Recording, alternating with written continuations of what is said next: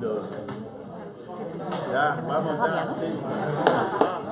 Es su primer viernes. ¿Qué? ¿Miras ahora cereales? Chicos, Jorge, ¿qué tal? Hacia aquí.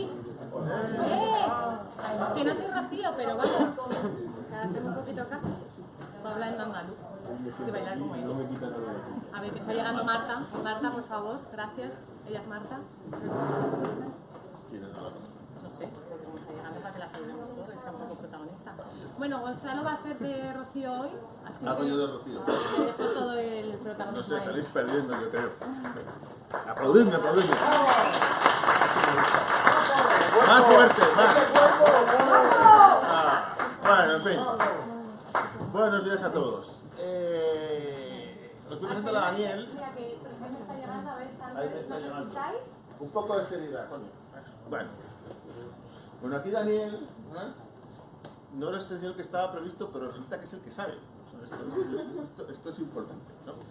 Bueno, creo que algunos me habéis oído alguna vez, y si no me habéis oído deberíais saberlo, que tenemos una nueva ley de protección de datos cercana a los que están en Santa Lucía. Esto nos ha afectado bastante y que tiene consecuencias bastante complejas, más que otra cosa, para la gestión de la base de datos de los clientes y en general todo lo demás.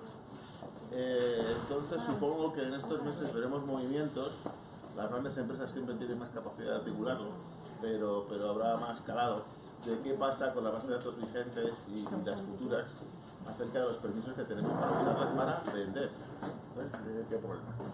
Así que le pedí yo a Alex Turiño, que es socio de Fija, es amigo mío hace años, oye, ven y nos lo cuentas. Dice, no, yo voy, pero no soy el que más sabe y tal. Total, hoy está en Frankfurt tomando cerveza y dijo bueno, mejor que vaya Daniel.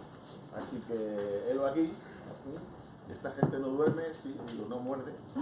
Sí que come, pero son todos tuyos y le podéis preguntar. Lleva corbata, pero es normal. O sea, bueno, pues siéntate como en casa. Muchísimas gracias.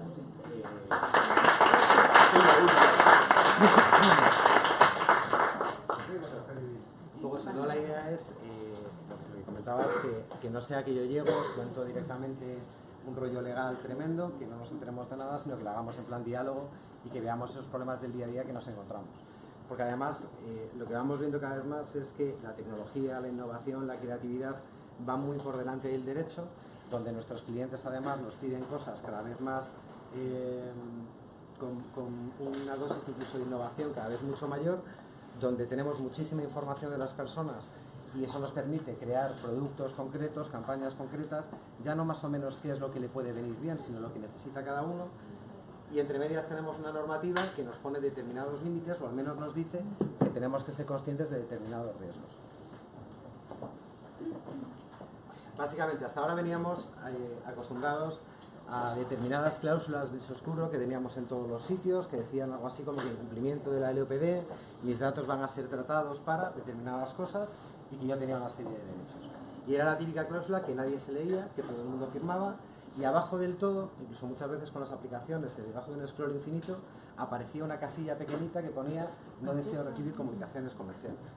Entonces partíamos de la base de que nadie terminaba de leer ese scroll, nadie llegaba a marcar esa casilla, y eso era como una especie de patente de corso para que, bueno, tú me diste el consentimiento más en modo la callada por respuesta para que yo empiece a hacer cosas con tu información. Pero la realidad es que la tecnología ha cambiado radicalmente la forma en la que nos relacionamos y una ley del año 99, perdón, no podía regular estos nuevos modelos de comunicación que tenemos. Y entre medias aparecen conceptos como economía colaborativa, donde ya no es el empresario directamente el que maneja los datos de sus clientes, sino que son los propios clientes los que se ponen en contacto entre sí para ofrecerse servicios. Y esto lo vamos viendo constantemente. Y aparecen tecnologías, por ejemplo, como la impresión 3D, aparecen los hoverboards, que no son ni coches ni son patinetes y hay una especie de vacío legal, aparecen los drones y cambian radicalmente la forma en la que captamos la información. Y diferenciamos cuándo es personal y cuándo es profesional. Pero una persona que trabaja independiente o que quiere captar la imagen de la famoso de turno saliendo de casa, ¿cuándo es profesional y cuándo es personal? ¿Y quién cubre los riesgos? ¿Qué pasa si a mí ahí con un Uberboard, por ejemplo, me atropella por la calle?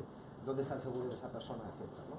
Donde muchas de estas cosas además han empezado incluso como juguetes y han acabado implantándose en todos lados. Y nos pasa con la tecnología, por ejemplo, con la propia captación de datos. Todos llevamos, o muchos llevamos un reloj que nos va midiendo lo que hacemos, no hacemos, hasta cuándo tenemos que respirar, ¿no? Ayer yo estaba en Valencia en diferentes reuniones, aprovechando y disfrutando el festivo con clientes que allí no era, y en un momento determinado el reloj me dice para, respira un minuto y continúa, ¿no? Y entonces yo digo, joder, el reloj me controla más directamente que yo mismo o cualquier cuestión, ¿no? Y además me permite competir. Y además todo eso se va recopilando la información y bien estructurada da juego a muchísimas cosas. En su momento una de esas tecnologías que salió, de las primeras que se pusieron de moda, yo recuerdo una jornada que tuvimos con la Agencia de Protección de Datos, la Agencia Vasca, la Agencia Catalana, y hablábamos un poco de cómo estaba regulado este tratamiento de datos, ¿no? Entonces el mensaje que nos daba la directora del departamento legal es que la mayor seguridad que ellos aportaban era que Obama lo utilizaba. Pues bueno, a mí yo no sé hasta qué punto me tranquiliza o no que alguien lo utilice, pero la realidad es que cuando veíamos los términos y condiciones, es cierto que hablaba con esa cláusula gris oscuro de que la ley de protección de datos, pero había un momento a mitad de ese scroll que nadie se lee, donde el usuario cedía de forma perpetua, más allá de su vida, toda su información para que fuera explotada con cualquier tipo de uso comercial, etc. Sí, estamos respetando la ley, pero al mismo tiempo estamos un poco vendiendo nuestra alma al diablo, en el sentido de que toda esa información, por ejemplo, para la entidad aseguradora con la que tengo el seguro de vida, pues es muy rentable, porque ya no es más o menos la prima que te voy a cobrar el año que viene, es que es el riesgo de infarto que tienes. Y esta tecnología implica que cada vez tenemos más información y términos que antes sonaban a ciencia ficción como Big Data, hoy es una realidad. Y esto llega incluso al ámbito de la justicia, es decir, ya estamos conociendo sentencias de Estados Unidos donde la pena de cárcel no se pone solamente por lo que ha hecho la persona, sino por las probabilidades que tiene de volver a delinquir. Y eso al fin y al cabo es ese análisis masivo de información, de circunstancias, etcétera, que afecta incluso al propio derecho. Estamos captando mucha información, y estamos captando información a través de la navegación web, a través de cómo interactuamos con tecnología wearable, cómo las máquinas se conectan entre sí. Hablamos de cada vez más de coches autónomos, de muchísimas cuestiones, y donde además nuestros clientes quieren un grado de segmentación y que incluso ya hablaríamos más de personalización de los propios productos, ¿no?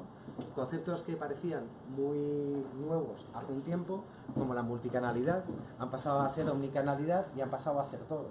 Y la prueba está en que muchas veces nos pasa cuando vamos a presentar una reclamación. Si yo llego al aeropuerto, o al AVE, que últimamente o cercanías hay algún pequeño retraso, y me quejo, nadie me va a hacer ni caso. Si llama un 902, una línea 900, después de hablar con todas las máquinas de la compañía, seguiré con una frustración tremenda de que nadie me ha hecho ni caso. Ahora, si yo lanzo un tweet, @Iberia, me habéis dejado tirado, automáticamente me están llamando de Iberia, me están dando puntos de Iberia Plus, me están solucionando un problema. Porque todo el tratamiento de datos personales, aparte de cifras astronómicas, que vamos a hablar de multas de 20 millones de euros, de cuestiones como en Portugal, donde se contempla hasta la pena de cárcel, etc., hay un daño reputacional asociado que es muy difícilmente cuantificable. Y además estamos hablando de sectores que en muchos casos están muy regulados. Salía, por ejemplo, el nombre de Santa Lucía, ¿no? Santa Lucía en un momento determinado se da cuenta que la innovación es fundamental para cambiar su modelo de negocio. E incluso empieza a trabajar con diferentes startups y lanza Santa Lucía Impulsa y empieza a implementar determinada tecnología. Y eso al fin y al cabo va en beneficio de sus propios usuarios, pero también en la captación de nuevos clientes. Este es un poco el paso que hemos ido dando desde que se empezó a hablar del dato personal, de la protección, de la privacidad, de la intimidad, y cómo ha ido evolucionando hasta el año pasado, en el que se aprueba ese nuevo reglamento europeo de protección de datos, que aunque está en vigor no va a ser plenamente aplicable hasta mayo del 2018. La principal cuestión que marca esta norma es, por decirlo de alguna manera, que nos reconoce la mayoría de edad para tratar datos personales. Hasta ahora veníamos de un sistema muy tutelado, en el que incluso el legislador me decía qué medidas de seguridad tenía que tomar. Si manejas datos de salud de una persona, tienes que cifrar la información, tener una contraseña y hacer copias de seguridad, y además en un soporte externo. Perfecto. Al final era una especie de checklist que yo cumplía, que muchas veces los propios sistemas me posibilitaban, y con eso pasaban las auditorías y en un principio el sistema era más o menos aguantable. El problema que el legislador se da cuenta es que todo esto ha evolucionado y todo esto ha cambiado, y que muchas veces del cumplimiento simple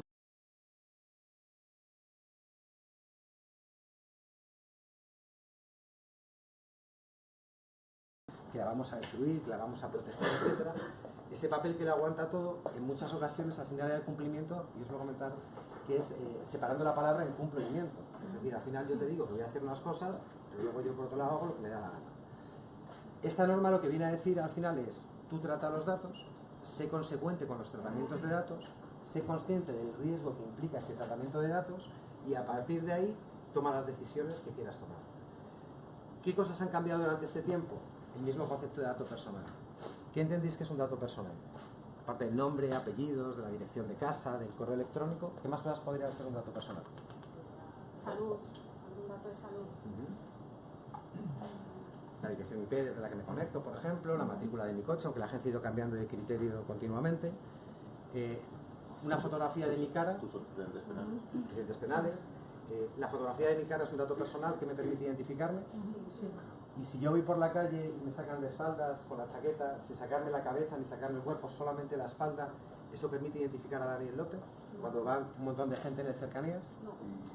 Claro, pues en ese momento, de repente llega a Facebook y dice que tiene la tecnología suficiente para identificarnos por la espalda.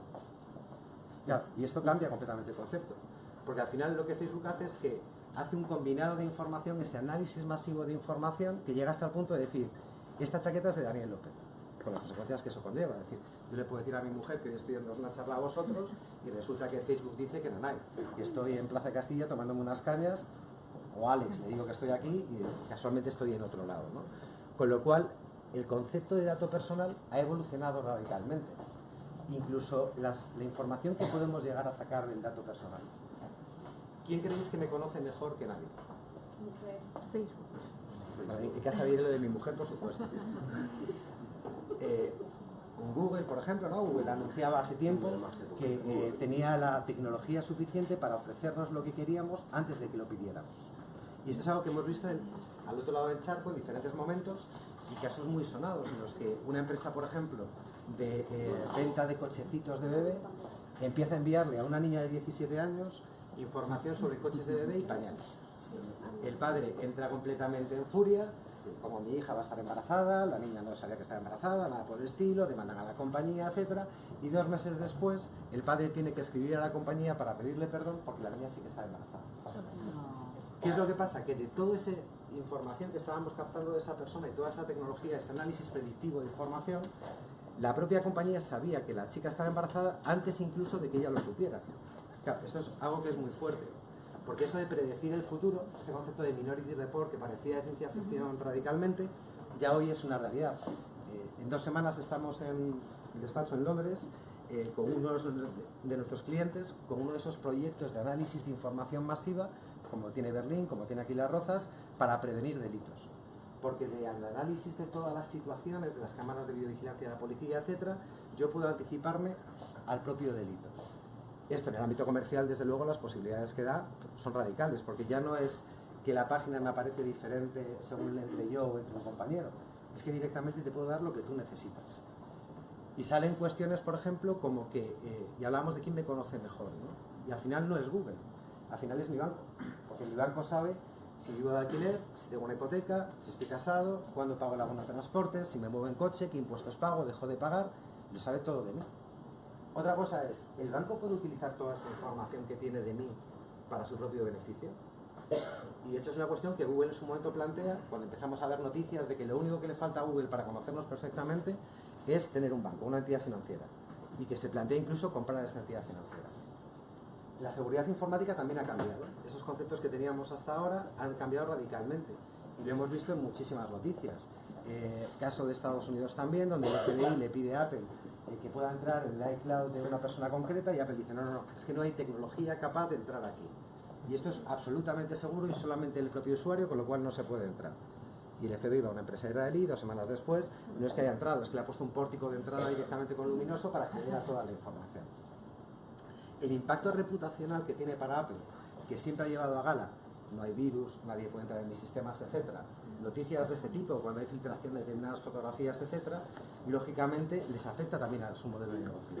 Porque yo estoy dispuesto a pagar más por seguridad, pero si esa seguridad no me la aportas, algo está fallando. Constantemente estamos viendo brechas de seguridad, fugas de información, casos como Ashley Madison en su momento, donde no se estaba cancelando la información, y de los más sonados últimamente el propio Yahoo, donde millones y millones de cuentas de correo electrónico habían sido hackeadas. El otro día participamos en una jornada en la que nos hablaban incluso de determinadas aplicaciones que eran una puerta de entrada, donde yo me bajaba un juego y me pasaba súper bien en cercanías, y lo que estaba dando era el control directamente de toda mi información. Pero no el control en el sentido de que me sacaran información, solamente tenía acceso a dos cuestiones, a la agenda y al micrófono del teléfono. Con lo cual, si yo en mi agenda tengo que tengo una reunión con un cliente muy importante para tener una negociación, por ejemplo, el hacker oportuno, que no siempre el concepto hacker es negativo, sabía en qué momento tenía que conectar el micrófono para obtener determinada información. Ya no solamente ese chantaje, sino podérselo vender a la propia competencia. Y decíamos que del análisis de toda esa información, al final la finalidad del tratamiento ha cambiado radicalmente. Yo con la factura de la luz sé cuánto consumo. Sé una cosa que se llama la SCUP y tal, el consumo eléctrico, puedo saber más o menos determinadas cosas, pero ya hay estudios, en Cataluña por ejemplo, que a través del análisis de la factura de la luz yo podría llegar incluso a un dato de salud. Porque al final, si en mi casa todos los días se enciende a las 2 de la mañana una luz determinada, yo puedo ser que tenga un problema de insomnio, de incontinencia, de lo que fuera, con lo cual el dato que entendíamos antes como básico, que no importaba, que era, y de hecho la factura de luz todavía nadie es capaz de entenderla, acaba denotando cuestiones relacionadas hasta con mi historia clínica. Básicamente, bueno, aquí hemos traído un poco el resumen de lo que vamos a ver ahora, ¿no? ¿Cómo cambia ese nuevo modelo de negocio? ¿Cómo cambia ese nuevo modelo normativo? Fundamentalmente es el reconocimiento de la responsabilidad.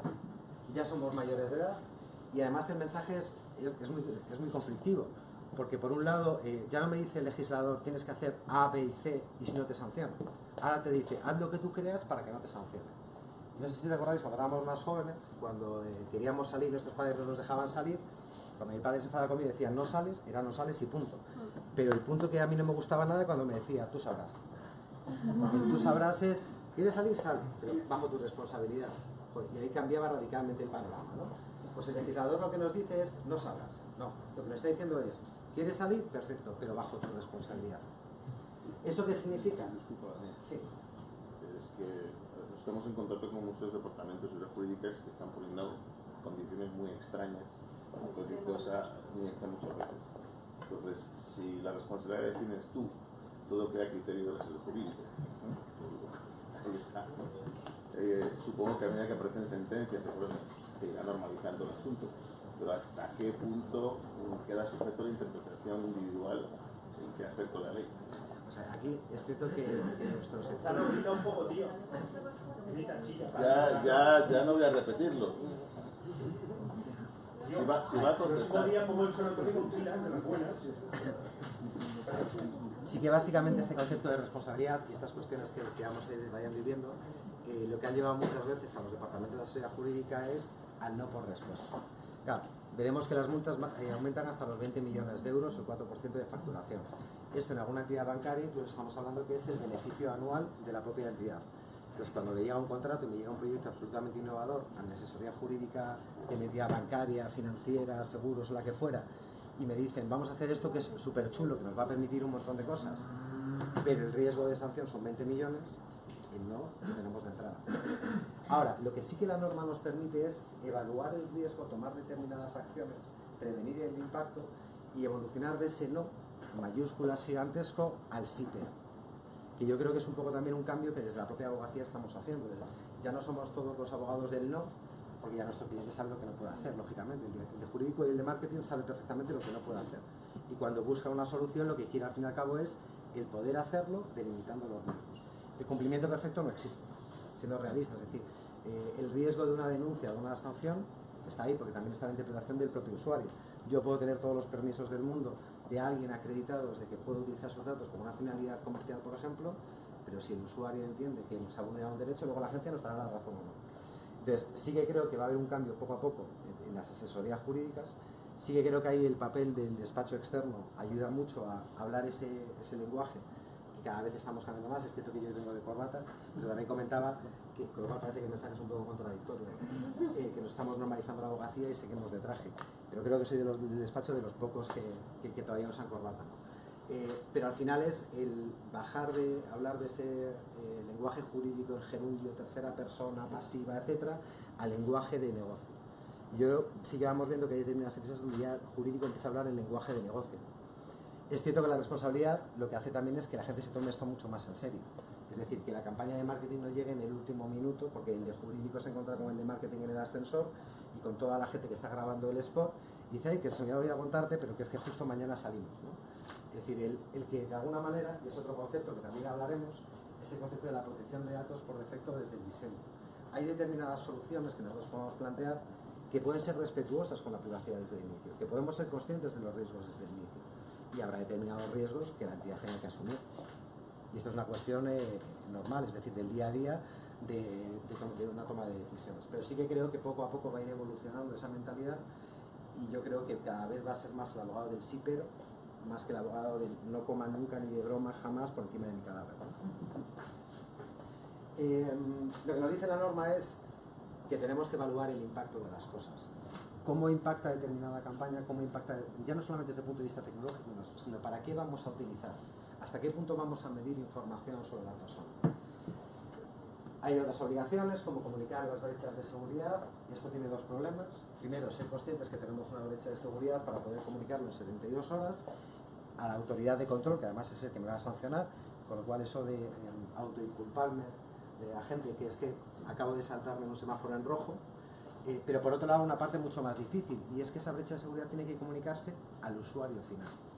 Claro, yo me imagino mi cara así, mi banco me llama para decirme, oye, ha habido un problema con las tarjetas de crédito, han sido hackeados los números de cuenta, están dando vueltas por toda Asia, pero no te preocupes que lo tenemos todo controlado. Seguro que duermo súper tranquilo y seguro que voy a continuar con esa entidad muchísimo tiempo. Con lo cual al final es casi peor eso que los 20 millones de sanción. Es decir, el cómo nos relacionamos con las propias personas. Y eso ya lo estamos viendo, por ejemplo, incluso en los marketplaces o en las propias aplicaciones, donde yo me bajo un juego X o una aplicación X y llega un momento que estoy aburridísimo de pop-ups y prefiero pagar el dinero con tal de que no me salga el anuncio del Candy Crush otra vez más, ¿vale? Hay determinados trámites que de alguna manera se simplifican. Vamos a tener que dejar de notificar ficheros como estábamos haciendo hasta ahora, de comunicar a la agencia cada vez que tratamos un dato, porque era algo que era ilógico. Yo tengo empleados, lo normal es que mi empleado quiera cobrar a final de mes, la Seguridad Social me pide determinada información, con lo cual no aporta ningún tipo de valor el comunicar que manejo datos e información de mis empleados. Entre medias de este cambio normativo, que será plenamente aplicable a partir de mayo del 2018, nuestro Ministerio de Justicia y nuestra Autoridad de Control nos sorprende con un anteproyecto de modificación de la LOPD. Es cierto que había muy poquitas cosas en el reglamento europeo que quedaban a disposición de los estados para regular, por ejemplo la minoría de edad hasta los 14 años, y ahora se fija una franja entre los 13 y los 16, que en el caso de España se ha apostado por los 13 años, algo que va a impactar en absolutamente todo, es decir, desde cuando voy al hospital donde el consentimiento era válido a partir de los 14 años, hay que cambiar los 13 años, a las propias redes sociales, a infinidad de cuestiones. Y de alguna manera es cierto que ese anteproyecto, pues todos esperábamos que nos aportara más seguridad jurídica y más información, y nos aporta un poco lo contrario, porque no solamente no nos habla del dato personal en muchas cosas, sino que además nos empieza a hablar de datos de personas fallecidas que hasta ahora no estaban incluidos dentro de la normativa,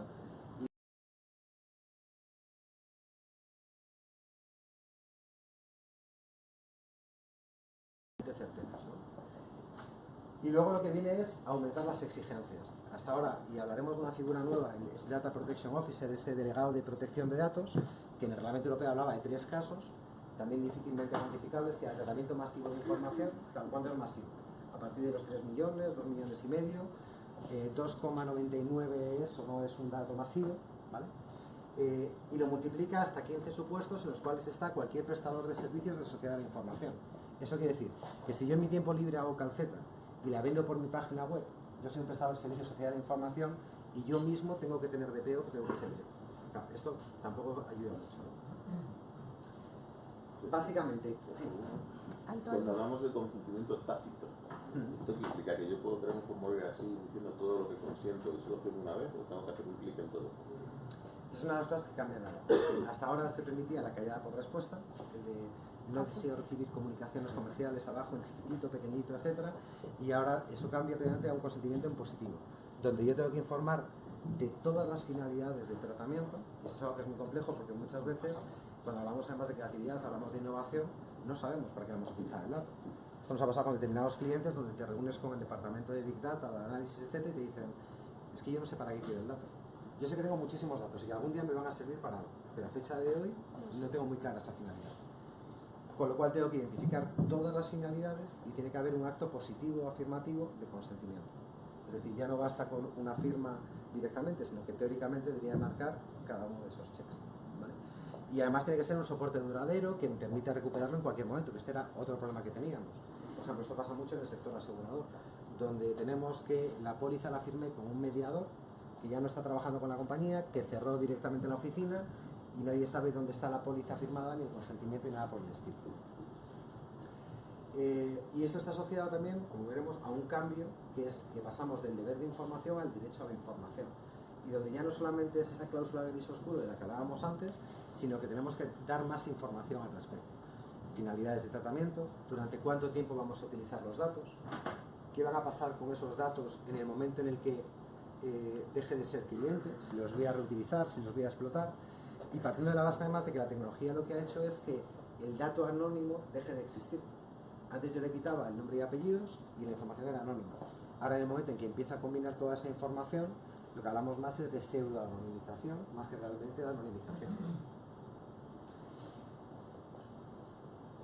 Cuestiones que ya han ido saliendo. Cambia ese derecho a la información, donde tengo que facilitar determinados datos, finalidades de tratamiento. El reglamento hablaba vagamente de finalidades, con lo cual pensábamos que podíamos juntarlas por bloques.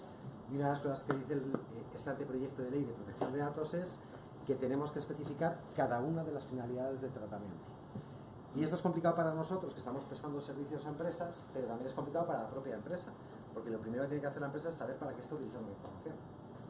Y es distinto que yo utilice la información de mis empleados, por ejemplo, para pagarles la nómina a final de mes o por un tema de prevención de riesgos laborales, a que yo tenga beneficios sociales, a que yo tenga acuerdos con terceros para que tengan determinadas ventajas, a que el empleado sea cliente de determinados servicios, y todo ese tipo de cuestiones hay que definirlas. El consentimiento tiene que ser claro, expreso, inequívoco, y además aquí nos vuelve a plantear otra vez un reto legislador que comentábamos antes, y es que tiene que ser entendible por las personas. Esto nos pasó en su momento cuando se empezó a hablar de cookies, ¿no? Parecía que se acababa el mundo con las cookies, y en el fondo lo único es que la gente hace un clic o una mera navegación y se acabó, ¿no? Y cuando empezamos a ver los primeros avisos de cookies, aquí yo no había que lo entendiera. Es decir, nos hablaba de punto .axp, punto no sé cuántos, punto no sé qué.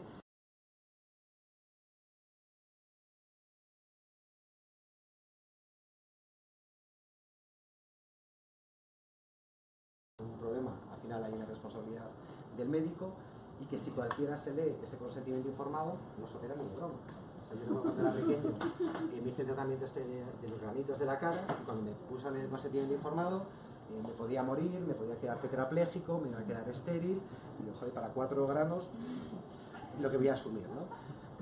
Es decir, que muchas veces es cierto que esa seguridad jurídica también hay que ver cómo se la vamos a trasladar al propio cliente o al cliente de nuestro cliente. Hablábamos de ese reto de que sea entendible, y aquí hay una parte muy importante por parte de las empresas, y es aportar valor. Lo que vamos viendo es que la gente cada vez se preocupa más, relativamente, por su privacidad. Es cierto que la gente tiene un concepto de privacidad un poco peculiar, y además ya dejamos de hablar de privacidad individual para hablar de privacidad colectiva.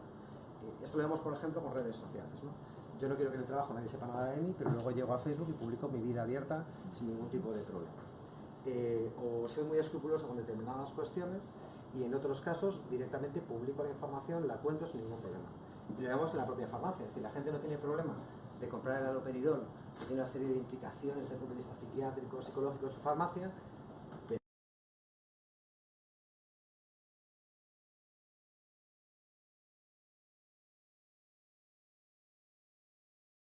comprarse ese medicamento, porque cómo se va a enterar todo el barrio, ¿no? Conocimiento efectivo del ámbito de la empresa. Todo este tipo de cuestiones al final no las podemos hacer si no sabemos realmente cómo estamos tratando la información, con qué sistemas, con qué finalidades, quién está interviniendo. Hay mucha información que tenemos, y nos pasa en el ámbito de las redes sociales, y en algún proyecto incluso que hemos colaborado con vosotros para poder validar y ver cómo se podía aplicar.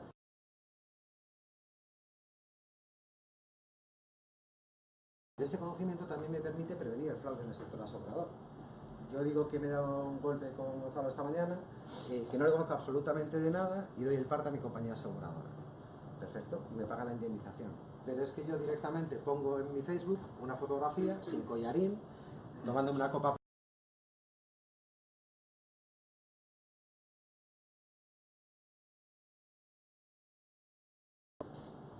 Es absolutamente útil, porque les sirve para evitarse la indemnización, para ver que ha habido un fraude y para esas cuestiones que le marca la propia ley. Y nos pasa también en prevención de blanqueo de capitales, donde cada vez se utiliza más la información que aparece en Internet para poder delimitar esas obligaciones que tenemos. Lo que pasa es que no todo, como vamos a ver, lo que está en Internet se puede utilizar. La ley habla de un concepto que es fuente accesible al público y es cierto que nuestro legislador muchas veces no utiliza el término más adecuado, es decir, nos pasaba antes, hablábamos de ficheros. Yo pensaba en ficheros y pensaba en un archivo informático o un mamotreto metálico donde yo guardaba papeles. Y en el fondo el fichero era un conjunto de información estructurada con una finalidad. Si hablamos de fuente accesible al público, yo pienso en Internet. Internet es una fuente, es accesible al público porque yo me meto, saco la información y a partir de ahí la puedo utilizar. Lo que tenemos que tener en cuenta es que no toda la información que está en Internet se puede utilizar si no ha habido un consentimiento previo, si no ha habido determinadas cuestiones previas. La ley además viene a reconocer nuevos derechos a las personas. El derecho al olvido, que ya veníamos hablando de ello, viene a consolidarlo desde el punto de vista legal, pero también empieza a hablar del derecho a la portabilidad del dato. Esto es algo que pasaba, por ejemplo, en las telcos. Yo tenía Movistar, me quería cambiar a Orange y ejercitaba mi derecho de portabilidad, que significaba que la línea pasaba. Y esto el legislador lo que hace es trasladarlo a nuestro ámbito. ¿Qué significa?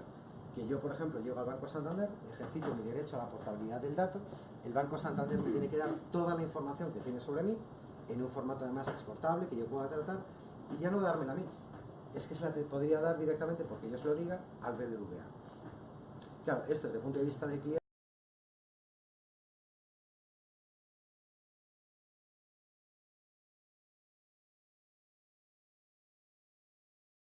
intelectual de cómo estamos tratando la información, con lo cual deberemos definir qué información está dentro de este derecho a la portabilidad.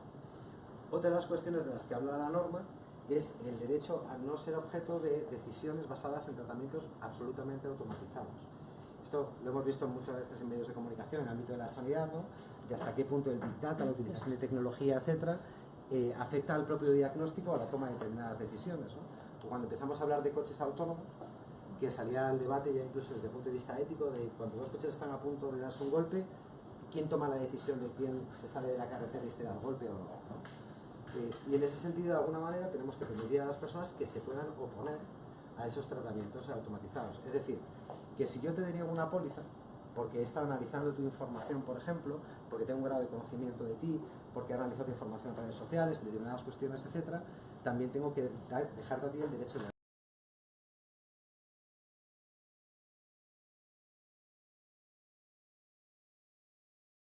las responsabilidades. Hablábamos antes de que éramos mayores.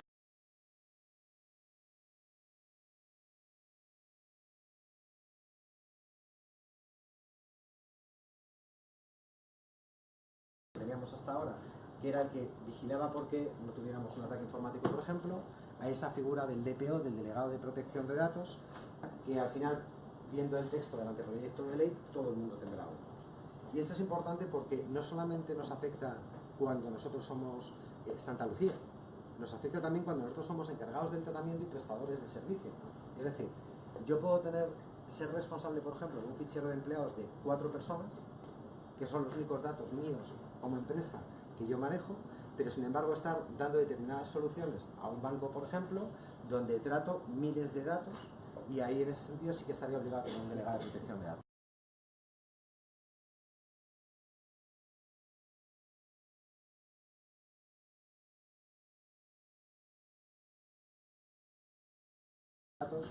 Habitualmente el que se ha salido del reglamento no quiere ser ni de broma, y el que no ha salido del reglamento dice, pues perfecto, quiero ser yo, ¿no? Porque también se habla de dar una estabilidad laboral, de determinadas cuestiones, etcétera, pero luego es la persona que también hace interlocutor con la autoridad de control, es decir, quien tiene que explicar a nuestra agencia de protección de datos, esto no estaba tan mal, pero también es el que tiene que dar la cara de cara al usuario, es decir, a donde vienen todas las quejas, reclamaciones, etcétera. Y aquí hay una parte importante, que luego haremos un inciso al final, Y es que ya no solamente me puede denunciar el propio usuario como hasta ahora, sino que asociaciones de consumidores y usuarios también nos pueden denunciar. ¿Eso qué quiere decir? Pues que la OCU y determinadas organizaciones tendrán en su tarifa plana las reclamaciones en materia de protección de datos. Hasta ahora la gente no denunciaba en materia de protección de datos, espera como el gran desconocido. Hasta que entramos en esa época más de crisis, donde la gente empieza a utilizar protección de datos como arma de chantaje en muchos casos con sus entidades. El hecho, por ejemplo,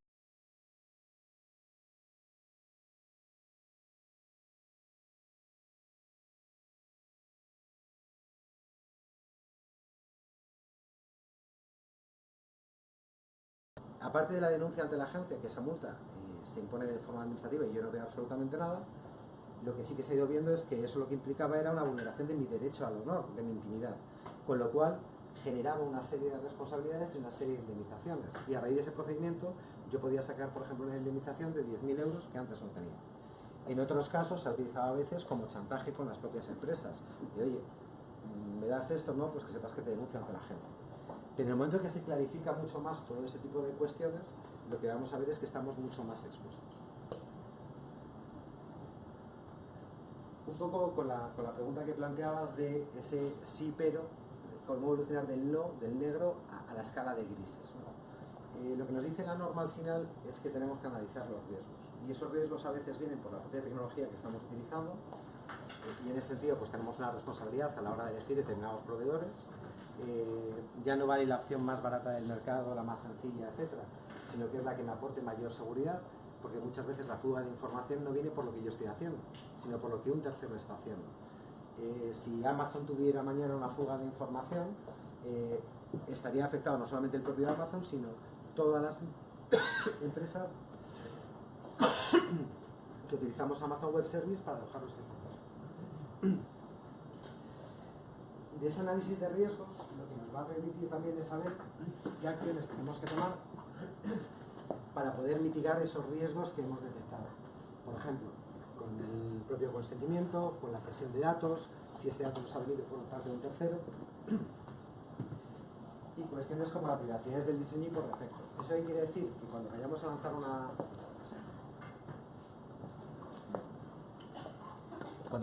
una campaña, cuando nuestro cliente se plantee determinadas cuestiones, una de las cosas que él va a hacer internamente, o nos va a trasladar que hagamos, es que evaluemos el impacto que eso puede tener desde el punto de vista normativo, sancionatorio. Con lo cual, esos diferentes conceptos que hemos ido hablando, que además el reglamento habla de la accountability, ¿no?, del deber de diligencia de vida, ya la abogacía no estamos solamente para poner soluciones, es decir, en ocasiones nos pasaba en el sector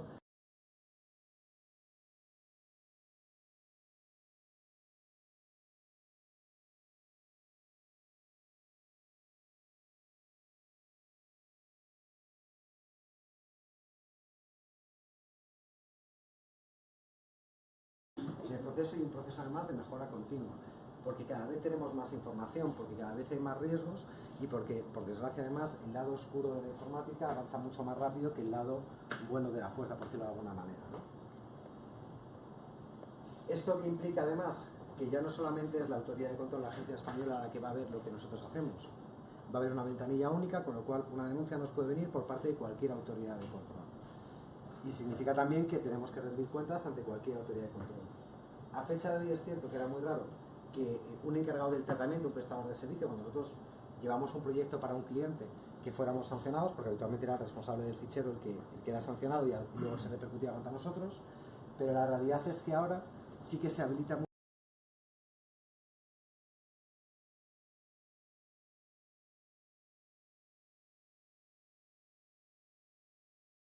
esos hasta 20 millones de euros o 4% de facturación anual.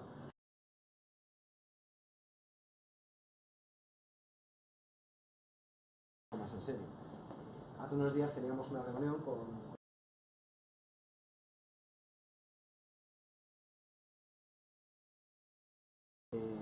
más o menos friendly durante toda la conversación, hasta que habló de las sanciones, que no le cambió la cara en ningún momento, y dijo, perfecto, 20 millones de euros es un dineral, ese 4% se va muy por encima de los 50 millones de multa que podemos llegar a pagar, y el mensaje final, sin que le cambiara la cara, que dijo fue que la liga la paga.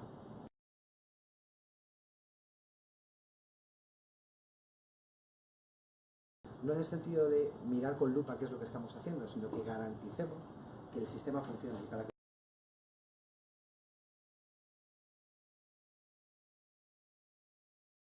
el que tiene la idea de cómo vamos a hacer esa parte de innovación, tener en cuenta también ese punto de innovación jurídica, innovación legal, de cómo poderlo hacer.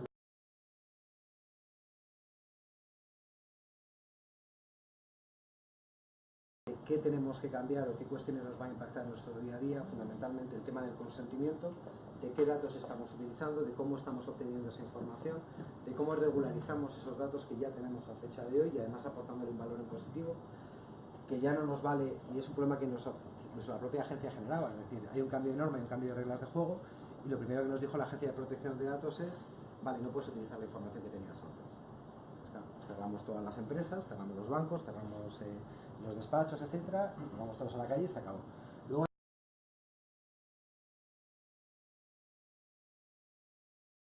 determinado que el interés legítimo, porque mi interés legítimo es completamente diferente al interés legítimo de la agencia tributaria y colisionan entre sí. La agencia tributaria quiere cobrarme cuanto más impuestos, saber más información de mí, y a mí lo que me gustaría es pagar cuanto menos impuestos mejor. Pero la empresa a lo mejor quiere enviarme cuantas más comunicaciones y tener más información sobre mí mejor, y a lo mejor a mí colisiona completamente. Con lo cual tiene que haber un proceso de regularización de esa información que teníamos. ¿Qué hacemos con todos esos datos que teníamos de la forma de ese consentimiento tácito? Esto en determinados modelos de negocio, incluso antes de hacer la adecuación al reglamento europeo, ha hecho replantearse la viabilidad o no de la empresa. Nos ha pasado con alguna empresa de call centers donde nos decían, perfecto, yo vivo de hacer llamadas comerciales, donde yo no sé muy bien de dónde ha salido el consentimiento, donde había un tácito por medio y me estás diciendo que las reglas de juego cambian. Entonces lo primero que tengo que decirle al consejero delegado no es que nos adecuemos y aprobemos vuestro presupuesto, es cerramos o no cerramos la empresa.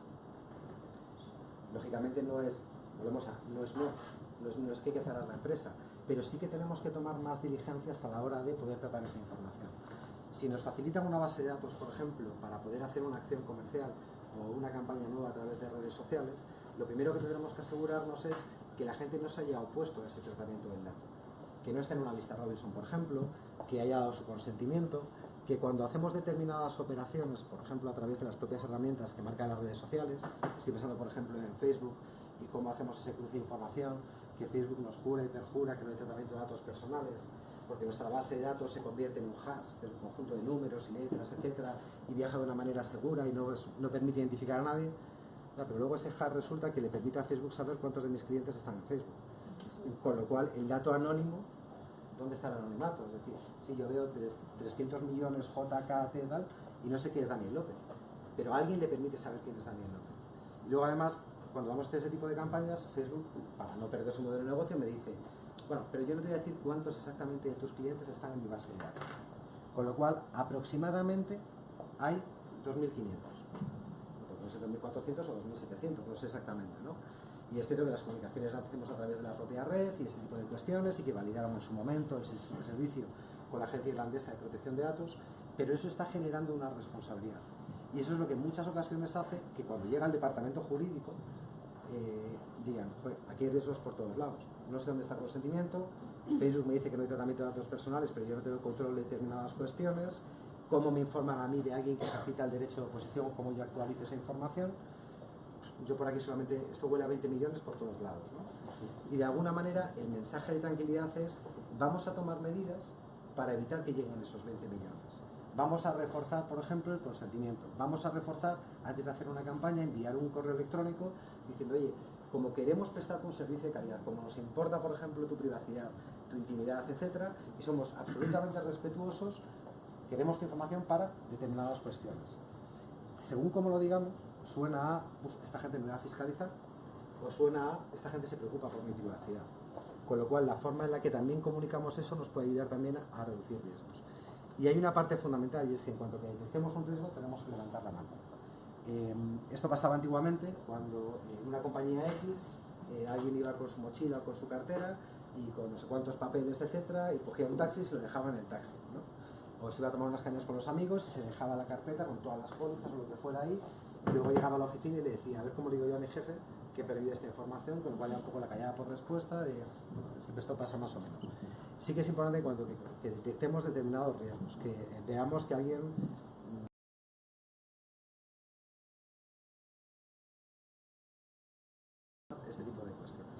Esto en su momento lo hizo Pepe Ford, que todo el mundo pensaba que estaban locos de autodenunciarse a la Agencia de Protección de Datos por una campaña que había habido en un momento determinado.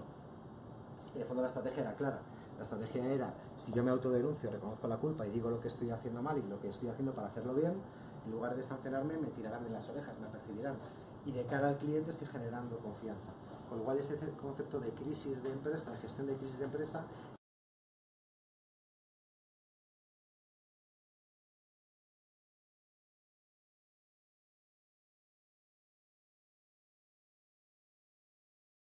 ser dificultades, pues es más interesante más que yo siga hablando de reglamento europeo, de sentencias, tribunales, etcétera, que podamos abrir más debate. Daniel, ¿qué pasa con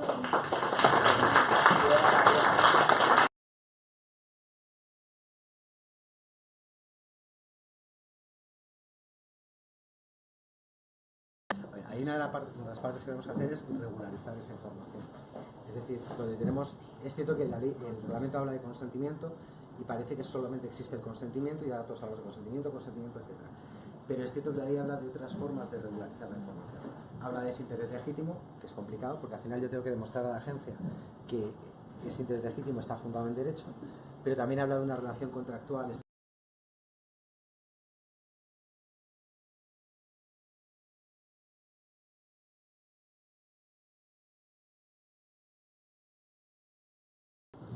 Aquí a veces la duda que se plantea es, ya, pero ¿y cómo me pongo en contacto yo ahora con todos mis clientes para informarles de estas nuevas cosas? Entonces, a alguna mente preclara se le ocurre la idea de, es que esto es un esfuerzo desproporcionado, ¿no? Y como la ley dice que cuando hay un esfuerzo desproporcionado no tengo que hacerlo, pues ya está, me quito y se acabó. Ya, hombre, que estamos enviando comunicaciones comerciales, con lo cual también debería ser un esfuerzo desproporcionado enviar una comunicación comercial. Lo que no puede ser es que sea desproporcionado para una cosa y para la otra no. Pero sí que de alguna manera tendremos que proceder a la regularización. No significa que no podamos utilizarlo, pero sí que tendremos que legitimar y ser capaces de poder demostrar por qué estamos utilizando toda esa información.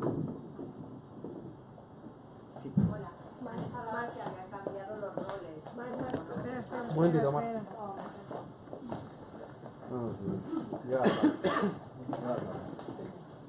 Comentabas antes que habían cambiado también un poco los roles y en nuestro caso tratamos datos personales de muchos clientes con los que trabajamos.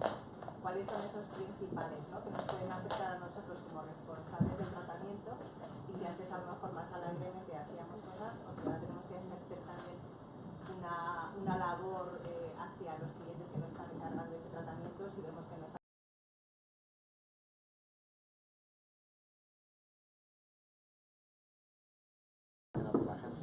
Porque al final yo como responsable tenía que garantizar que todos los que trabajan para mí cumplieran la norma.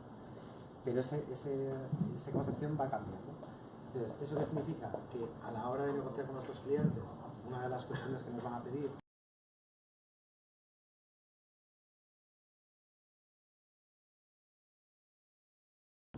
qué impacto vemos nosotros conforme vamos a tratar la información puede tener desde el punto de vista de privacidad, con lo cual es una de las cuestiones que vamos a ir incorporando en nuestros procesos de negocio. Y por otro lado, también nosotros tenemos que blindarnos con respecto a nuestros clientes. Es decir, contractualmente, igual que nuestros clientes nos van a pedir que cumplamos la ley a pies juntillas, y si no, que nos haremos responsables absolutamente de todo, nosotros también, de alguna manera, tenemos, ya veremos cómo, que decir al cliente, oye, me estás pasando una base de datos, pero tú te estás responsabilizando de que esa base de datos tiene que ver con consentimientos sabios y por haber, para que luego después, por ejemplo, esté actuando sobre lo que tú me dices. El problema viene cuando el cliente no me da una base de datos, sino lo que me dice es: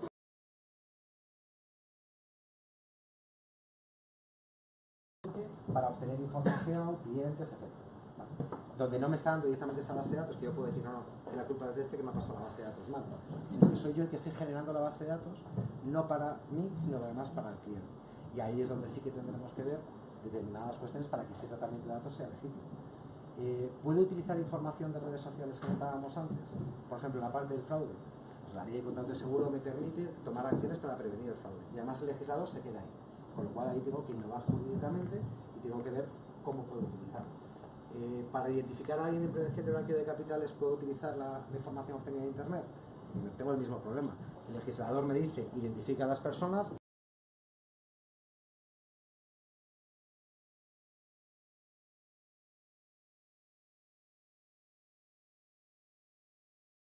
tener en cuenta la repercusión que puede tener o no para nuestros clientes. Igual que, por ejemplo, la elección de un proveedor determinado. Esto en su momento, por ejemplo, el año pasado hubo un revuelo tremendo porque protección de datos va poniéndose de moda según el momento, ¿no? Y nadie habla de protección de datos, de repente pasa algo y parece que se acaba el mundo con protección de datos.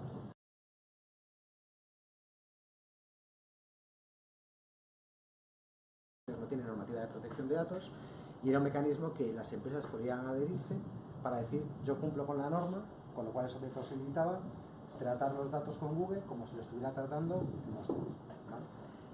Se ve de alguna manera, bueno, yo es que soy de Móstoles y siempre meto la coletilla, desde alguna manera me aportaba seguridad. Eso se acaba y de repente encontramos que tenemos que regular.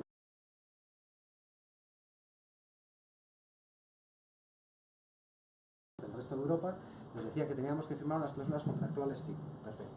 Entonces empezamos todos a llamar al vicepresidente de Amazon para que nos firmara unas cláusulas contractuales tipo. Y yo creo que el vicepresidente de Amazon seguro que tenía más cosas que hacer aparte de firmar de forma manuscrita cláusulas contractuales tipo, y las firmaba con un sistema que se llama DocuSign, que está habilitado en el resto de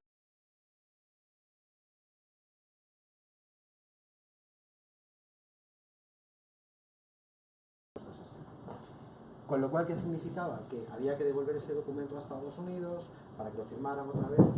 En ese impasse, hasta que se aprueba esa evolución, las empresas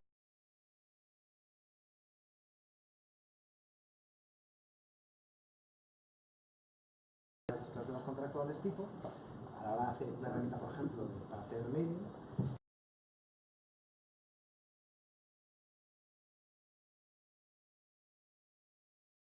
si al final el riesgo son 600.000 euros en aquel momento de sanción, y algo que es mucho más delicado, la inmovilización del fichero. ¿Qué quiere decir eso? Que el BBVA no podía utilizar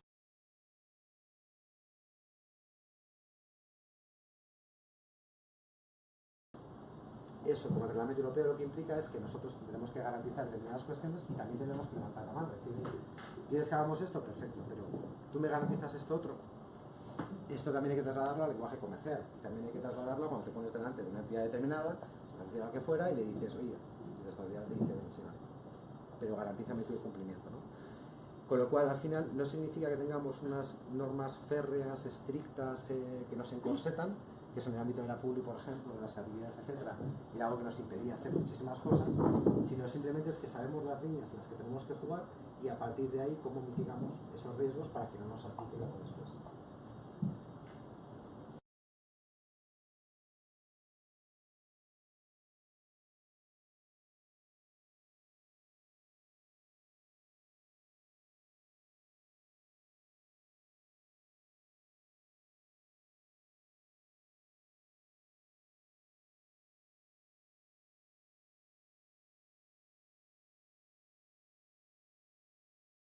Que como es la cámara, en un momento determinado, cuesta. Y además me permite toda esta navegación y todas esas cuestiones, me permite identificar.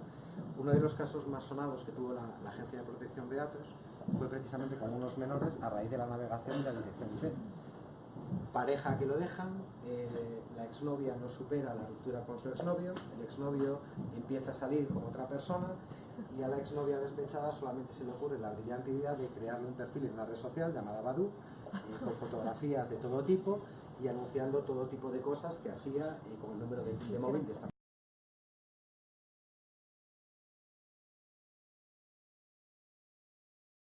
persona. Nadie me va a localizar. La Agencia de Protección de Datos se pone en contacto con la agencia irlandesa, hablan con Badoo, a raíz de Badoo se ve que la conexión era a través de Euskaltel y a través de Euskaltel se llega a quién estaba haciendo esas comunicaciones. Es cierto que en ese momento no se puso la sanción de 40.000 euros.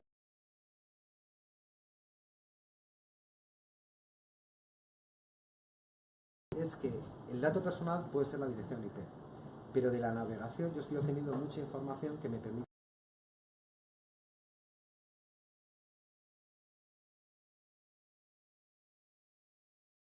otra nueva norma, que también dará juego para mucho, que es ese reglamento de privacy, donde viene a decir que, bueno, que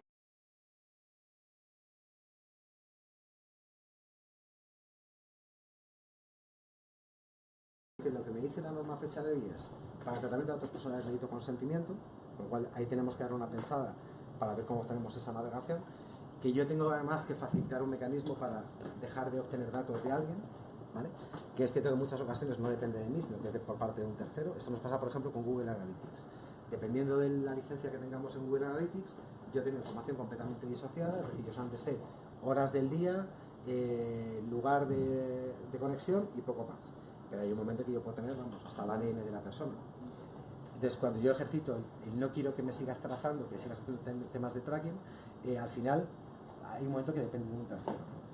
Entonces, toda esa información estaría dentro de ese concepto de dato personal, aunque yo no, porque va asociado al final a la mediación IP y me permite delimitar una persona concreta, y lo que tenemos que dar una vuelta es a cómo tenemos el consentimiento.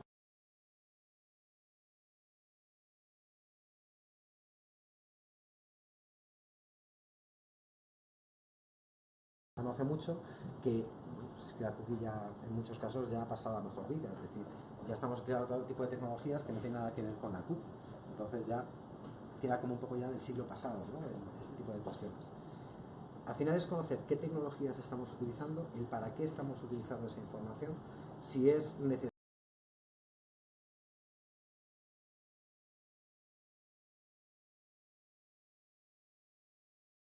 una vuelta para que esa persona pueda ser consciente. Habrá casos en los que dependa de nosotros y otros en los que dependa de nuestro cliente. Yo sé que eso ha sonado un poco a que he contestado la gallega, haciendo honor a mi jefe. No, has hecho diciendo lo que decías, sí, pero. Sí, pero. Yo tengo otra pregunta.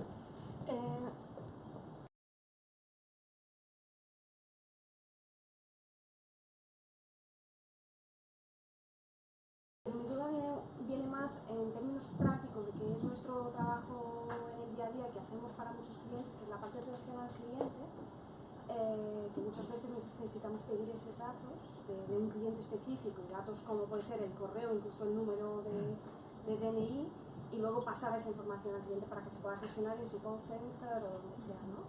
Muchas veces incluso pedimos la fotografía del DNI, el DNI escaneado. Entonces mi duda va en ese sentido, ¿no? Ahí el propósito de pedir el dato es muy concreto, yo necesito este dato para poder resolverte un problema, pero cuando estamos pasando el dato a otra persona, que en este caso es nuestro cliente, ¿cómo hacer esa gestión? A ver, al final nosotros estamos actuando como si fuéramos una marca blanca, ¿vale? Es decir, con la camiseta del cliente, ¿vale? Y al final estamos gestionando un servicio del cliente, una atención al cliente de mi cliente, por ejemplo, me suena muy redundante.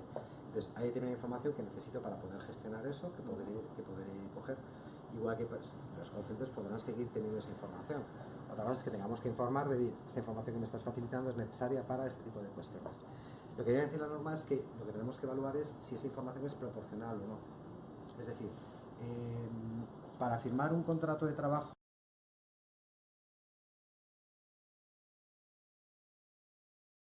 antecedentes penales, bueno, en principio no, pero sí que debe, para colegiarme con el colegio de abogados de Mayo, te prestar un certificado de penales, ¿vale?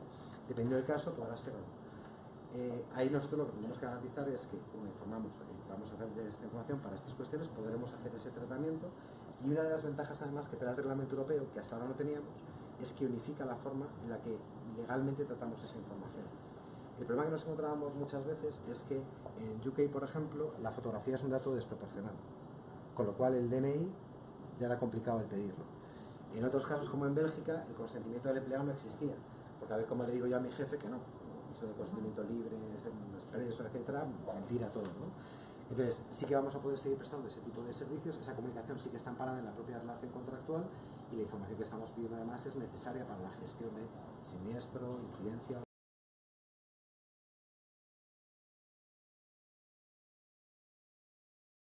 Yo porque es la hora. Hola. Barcelona. ¿Puedo hacer una pregunta? Soy Bea. Hola, Bea, claro. Dale. Vamos a ver, antes teníamos el famoso procedimiento ARCO, que está todo el personal familiarizado con él por los 3 derechos de los dueños de los datos, de acceso, rectificación, cancelación y oposición. Ahora, al aumentarse al olvido, limitación del tratamiento y portabilidad, ¿existe de nuevo un nuevo procedimiento que deben estar familiarizados y que el responsable que desaparece, que ahora será el delegado, sea el que tramite ante la Agencia de Protección de Datos los derechos del dueño? ¿Existe un nuevo procedimiento? ¿Continuamos con él y añadimos los 3 derechos nuevos de olvido, limitación, portabilidad. ¿Cómo está regulado con el nuevo reglamento este tema del procedimiento de ARCO? Aquí tenemos una cuestión, no todos los derechos que hemos hablado nos van a afectar. Por ejemplo, el derecho al olvido no nos va a afectar, el derecho al olvido afecta al motor de búsqueda, es decir, afectará a Google, Yahoo, Bing, etcétera, y que aunque se mete en la misma saca, por ejemplo, nosotros lo que tenemos es que cancelar el dato, no que eliminar el rastro del dato, por decirlo de alguna manera, en el resultado de búsqueda. El resto sí que tendremos que adecuarnos, primero porque hay una parte que cambia y es que los plazos pasan a ser plazos razonables. Hasta ahora, por ejemplo, teníamos que cuando haya quedado el derecho de cancelación teníamos 10 días para contestarle, que no vaya a contestarle y hacerlo efectivo, porque si no incluso era una prueba demoníaca. Es decir, nosotros cogíamos y decíamos, sus datos han sido cancelados, yo no voy a cancelar absolutamente nada. Como me tira la pata y le enviaron una nueva comunicación, y encima le estaba dando la carga de la prueba, y podía ser incluso que hubiera alguna falsedad documental por medio, etc. ¿Vale? Lo que sí tenemos es que adecuar nuestros procedimientos a los tiempos de respuesta y sobre todo a esos nuevos derechos, es decir, toda la parte relacionada con portabilidad, para lo cual intentaremos saber qué tipo de datos estamos tratando, en qué sistemas los estamos tratando y qué es lo que tenemos que dar, en qué formato darlo. Pero sí tenemos que dar una vuelta a la parte de procedimientos. En esencia va a seguir siendo muy parecido, lo único es que tiempos de respuesta van a ser diferentes y vamos a tener que implementar fundamentalmente limitación del tratamiento y derecho de portabilidad dentro de esos derechos que tenemos establecidos. ¿Más? Entonces la agencia nos va a proporcionar un nuevo procedimiento o tiene que ser también responsabilidad y bajo el criterio de la empresa tener ese procedimiento. Debemos elaborarle en la propia empresa, ya que somos los responsables, según la nueva ley, somos nosotros los responsables, tenemos que analizar el riesgo, nosotros nos hacemos nuestro procedimiento de los derechos del usuario o bien nos lo va a facilitar la agencia o la misma ley pone un nuevo procedimiento. En este caso, tendremos que ser nosotros, la ley lo que nos va a marcar es plazos de contestación y derechos que tenemos. Y somos nosotros los que tendremos que definir internamente esos procedimientos. De hecho, la agencia lo que ha ido sacando han sido guías que aportan más o menos seguridad jurídica y cosas también que chirrían un poco. Como comentábamos la guía del consentimiento antes, que llegaba a la agencia que decía que bueno, podíamos informar en doble capa toda esa información. Yo me voy al ámbito de internet, perfecto. Yo te pongo un enlace, cuando vas a aceptar, donde está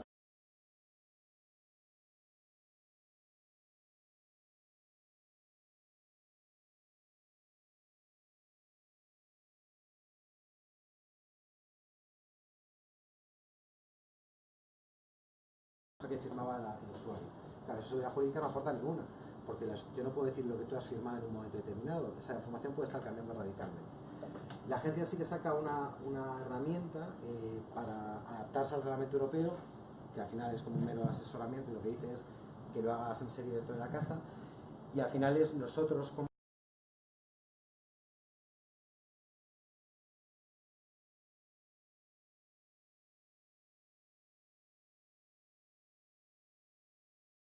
el derecho, en qué plazo se contesta y luego la propia divulgación interna.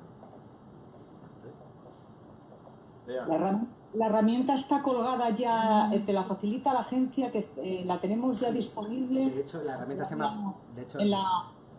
herramienta se llama Facilita además, pero por no generarte muchas expectativas, bueno.